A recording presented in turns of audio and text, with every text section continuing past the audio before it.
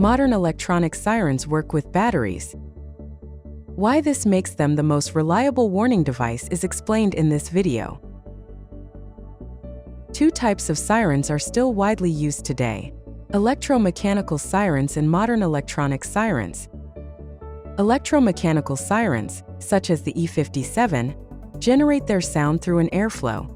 This airflow is created by an electric motor driving a drum. Openings in the drum housing interrupt the airflow, producing a tone. To power the electric motor, 400-volt three-phase current is required. If the power fails, the motor siren remains silent. In contrast, electronic sirens generate their sound via an amplifier and a driver. The sound production is entirely digital.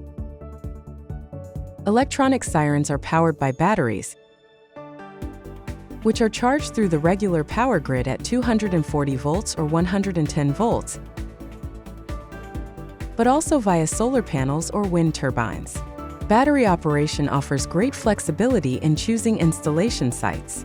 Solar panels serve as a supplement, but can also act as the sole power source for charging the battery. They are particularly useful in remote areas where sirens are often the only reliable warning system. The battery-powered operation is the big advantage of electronic sirens.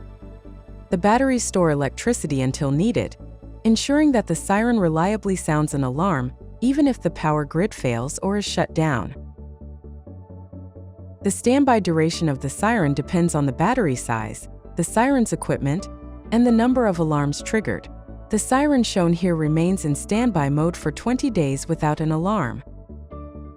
Due to their battery operation, electronic sirens are the most reliable warning system. They alert people worldwide to dangers such as tsunamis, floods, landslides, other natural disasters, industrial accidents, and military attacks.